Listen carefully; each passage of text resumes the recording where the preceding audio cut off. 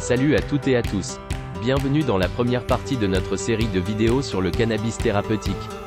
Cette première partie va porter sur les origines du cannabis thérapeutique, sa description botanique, ses composés chimiques et la description du système endocannabinoïde. La deuxième partie qui sera diffusée la semaine prochaine va porter sur la pharmacologie du cannabis thérapeutique et les médicaments à base de cannabinoïdes. Commençons avec la première partie. Bonne visualisation.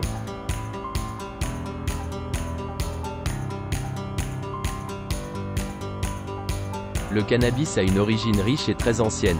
Voyons voir ça ensemble.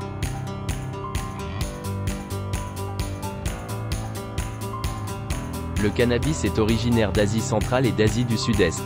Des études archéologiques ont montré que le cannabis est connu et utilisé en Chine depuis le néolithique. L'utilisation thérapeutique du cannabis en Chine durant l'Antiquité a été trouvée dans la plus ancienne pharmacopée du monde, le Pen Tiao Ching. Elle est une compilation de traditions orales transmises depuis l'époque de l'empereur Shen Nung, vers 2700 avant Jésus-Christ.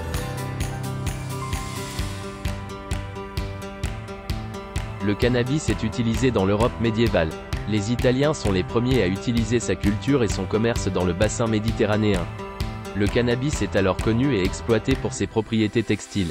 Au cours des siècles suivants, les Européens apprendront les autres utilisations du cannabis grâce aux récits des voyageurs et commerçants qui se rendaient en Afrique et dans les Indes orientales. L'intérêt pour le cannabis thérapeutique n'a pas duré en Occident. En fait, il est difficile d'obtenir des résultats reproductifs entre chaque expérience, notamment à cause de la variabilité des échantillons. Les principes actifs sont d'ailleurs inconnus. C'est aussi le moment où d'autres traitements se développent, dont l'efficacité surpasse celle du cannabis, comme les vaccins, la découverte de l'aspirine et des barbituriques. Enfin, des mesures légales s'opposent à sa consommation. En 1964, le professeur Mechoulam identifie la structure chimique du THC. Au début des années 1990, les récepteurs cannabinoïdes sont décrits et clonés et le système endocannabinoïde est identifié. L'identification d'agonistes et d'antagonistes de ces récepteurs stimule l'intérêt du monde scientifique pour de potentielles applications thérapeutiques.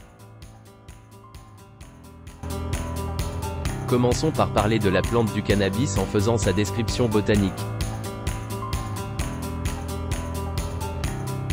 Le nom scientifique du cannabis est le Cannabis sativa et il est de la famille des cannabacées.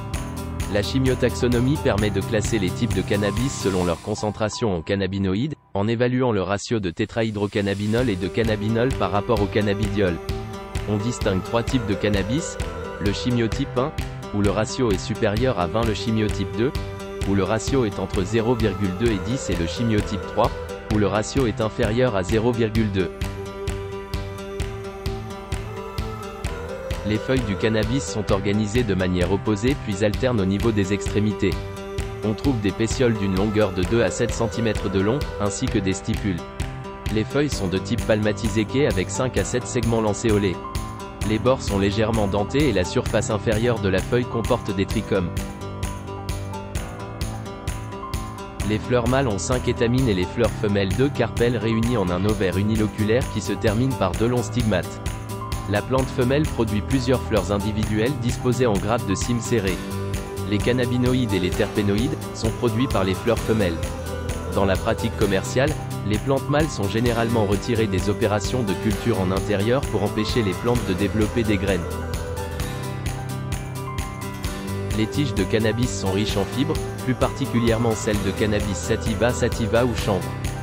C'est la raison pour laquelle le chanvre désigne à la fois la plante et la fibre textile extraite des tiges de la plante. Cette propriété est exploitée depuis plusieurs années et ses applications sont nombreuses, notamment dans le textile, la pâte à papier, les biocarburants. Le fruit est un akène, contenant les graines de cannabis ou chènevis.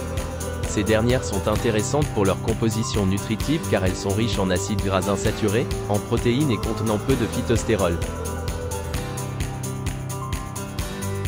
Le cannabis présente des trichomes à la surface des feuilles, des tiges et bractées. Ces cavités sécrétoires extracellulaires sont le lieu de synthèse des cannabinoïdes et terpènes, par la sécrétion d'une résine collante. Les trichomes agissent en premier plan pour permettre à la plante de se protéger des agressions extérieures comme les insectes ou les rayons solaires. Cette plante se cultive à forte luminosité et dans des sols bien drainés. Elle atteint 1 à 5 mètres de hauteur en conditions optimales extérieures. On la trouve dans toutes les régions du globe, sauf dans les zones constamment froides et les forêts primaires humides.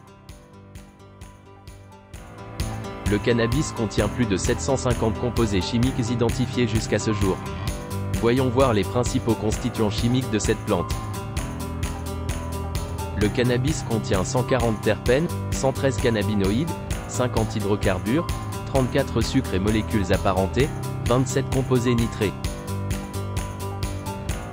Les phénols non cannabinoïdes sont au nombre de 25. Il y a aussi 23 acides gras, 23 flavonoïdes, 20 acides simples, 13 cétones simples.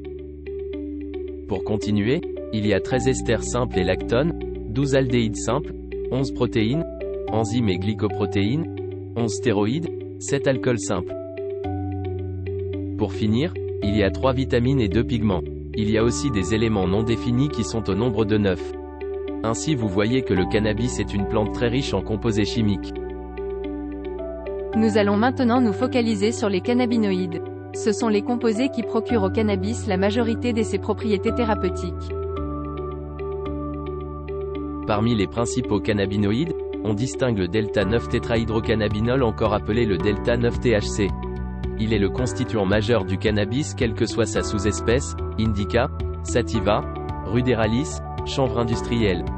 Il possède des propriétés psychoactives, agissant sur le psychisme en modifiant le rythme cérébral. Il possède également des propriétés anti-inflammatoires et antalgiques. Le deuxième cannabinoïde majeur est le delta-8-tétrahydrocannabinol, encore appelé delta-8-THC.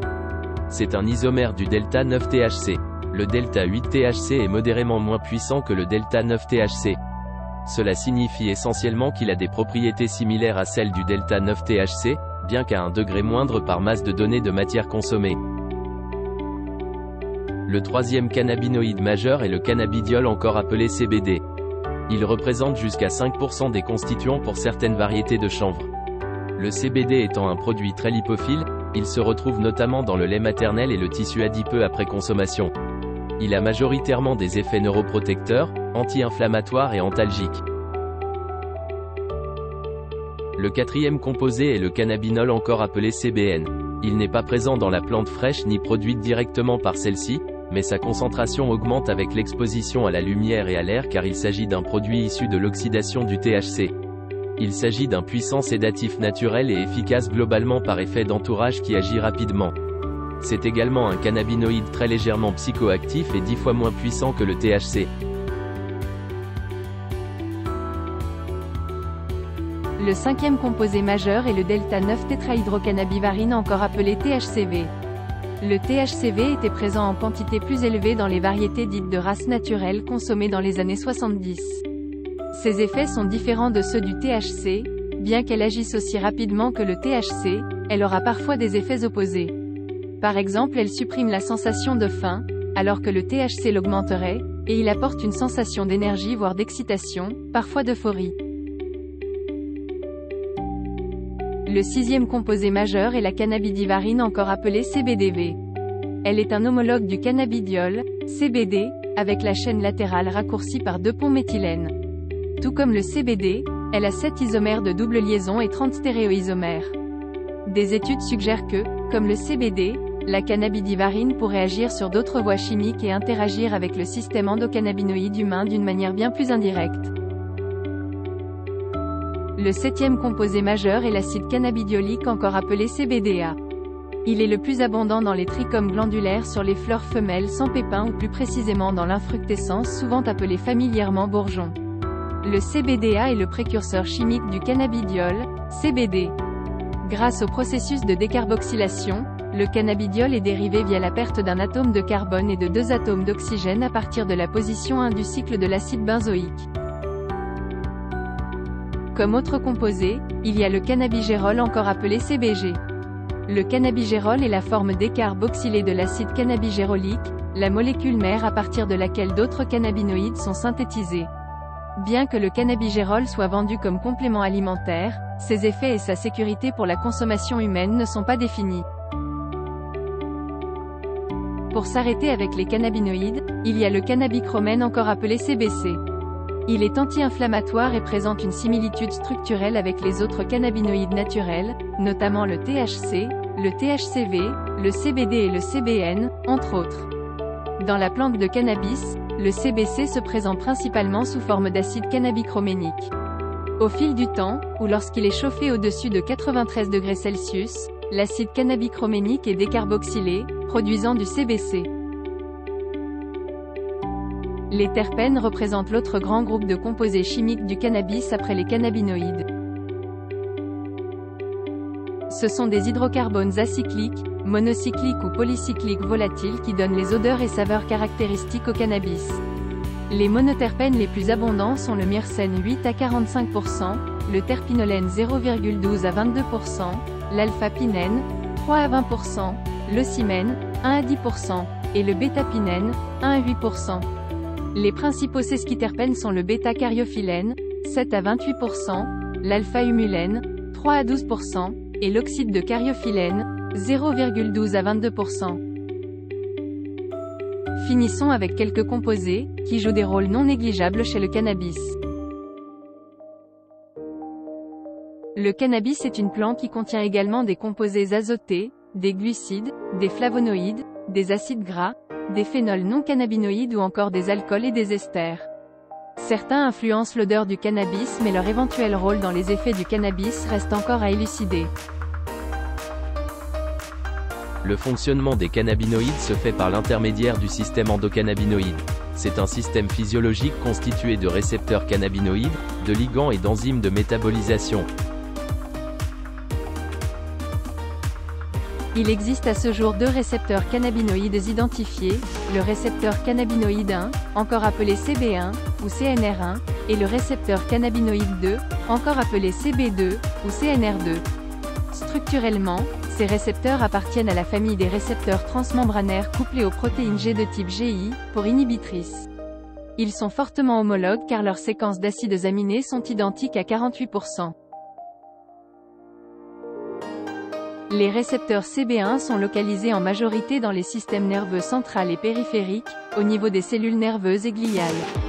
Des récepteurs CB1 ont également été retrouvés dans les adipocytes, l'utérus ou encore les ovaires mais à de plus faibles niveaux. Les récepteurs CB2 se retrouvent majoritairement dans les tissus périphériques, comme les cellules immunitaires et endothéliales. Ils ont été également caractérisés dans les cellules de la microglie. 2 endocannabinoïdes endogènes principaux ont été caractérisés, le N-arachidonyléthanolamide, encore appelé anandamide ou AEA, et le 2-arachidonylglycérol, encore appelé 2-AG. Ils sont synthétisés au niveau du système nerveux central. De structure lipidique, ce sont des dérivés d'acide arachidonique capables de se lier avec des affinités différentes aux récepteurs cannabinoïdes. Les endocannabinoïdes sont des messagers diffusibles impliqués dans les régulations à court et à long terme de la transmission synaptique. Ainsi, les mécanismes de transduction associés aux récepteurs cannabinoïdes CB1 et CB2 sont l'activation de la protéine G inhibitrice et des MAP kinases, l'inhibition de l'adénylate cyclase. Et uniquement pour CB1, il y a le blocage des récepteurs calciques, N, P et Q et l'activation des canaux potassiques.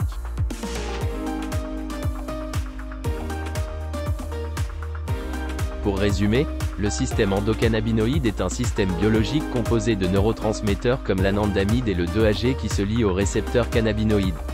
Cette liaison va déclencher les effets pharmacologiques du cannabis. On se retrouve dans une semaine pour connaître les différents effets pharmacologiques du cannabis thérapeutique et les médicaments à base de cannabinoïdes. Merci de vous abonner à la chaîne, de liker et de partager cette vidéo. Rendez-vous dans une semaine.